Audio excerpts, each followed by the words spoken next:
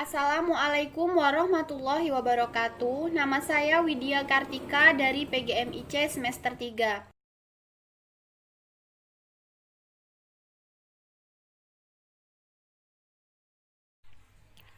Pengertian puasa. Puasa merupakan ibadah vital dalam syariat Islam. Oleh karena itu, puasa menjadi salah satu rukun Islam yang harus dikerjakan oleh setiap orang Islam yang mukallaf atau yang telah baligh dan berakal, dan yang tidak sedang berhalangan atau uzur. B. Dasar hukum puasa. Allah Subhanahu wa Ta'ala memerintahkan hambanya untuk beribadah kepadanya pada bulan Ramadan. Allah Subhanahu wa Ta'ala mewajibkan pada umatnya yang beriman untuk menjalankan ibadah puasa, sebagaimana dalam firman Allah surat Al-Baqarah ayat 183 yang berbunyi, Bismillahirrahmanirrahim. Ya ayyuhallazina amanu kutiba alaikumus shayamu kama kutiba alal ladzina min qablikum la'allakum tattaqun, yang artinya, hai orang-orang yang beriman, diwajibkan atas kamu berpuasa sebagaimana diwajibkan atas orang-orang sebelum kamu, agar kamu bertakwa. C. Syarat wajib puasa. Yang pertama, berakal.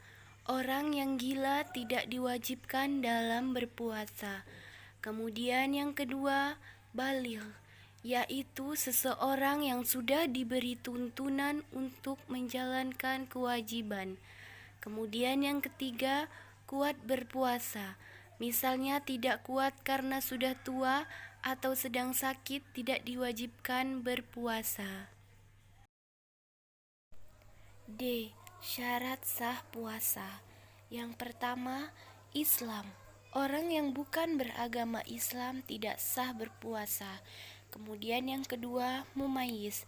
Artinya dapat membedakan mana yang baik dan mana yang tidak baik. Kemudian yang ketiga, suci dari darah haid dan nifas. Orang yang sedang haid atau nifas tidak sah dalam berpuasa. E. Rukun puasa.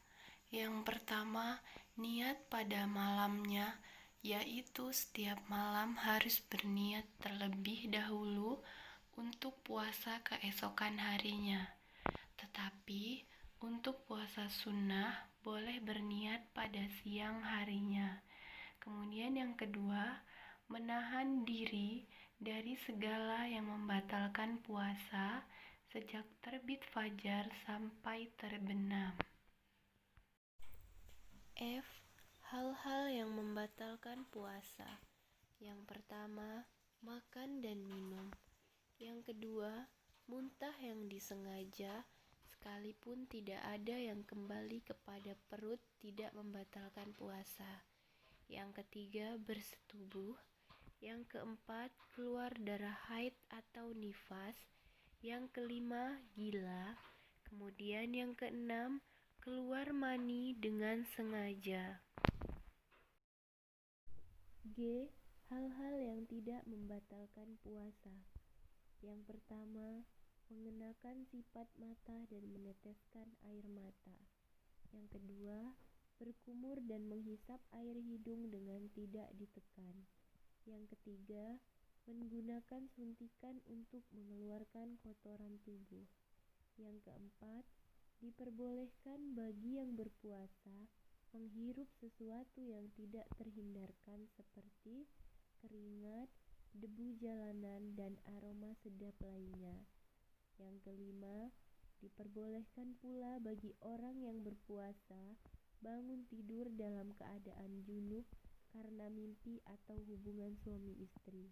Kemudian yang keenam, diperbolehkan meneruskan makan sehingga terbit fajar dengan tidak disengaja. H. Orang yang diperbolehkan tidak berpuasa. Yang pertama, orang tua yang sudah lemah. Yang kedua, orang hamil dan orang yang sedang menyusui. Yang ketiga, orang yang sakit dan tidak kuat berpuasa. Kemudian yang keempat, orang yang dalam perjalanan jauh. Kemudian yang selanjutnya, macam-macam puasa. Yang pertama, puasa wajib.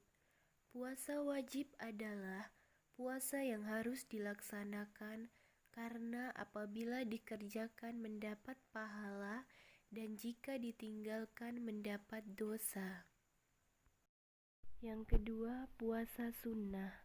Puasa sunnah adalah puasa yang dilakukan dapat pahala dan tidak dilakukan tidak mendapat dosa dan tidak mendapat pahala. Yang ketiga, puasa makruh. Puasa makruh adalah puasa yang dianjurkan untuk tidak berpuasa pada hari yang ditentukan itu. Contohnya, puasa sunnah pada hari Jumat tanpa ada hal-hal yang menyangkut, misalnya tidak karena membayar, tidak karena puasa Ramadan, dan tidak karena nazar.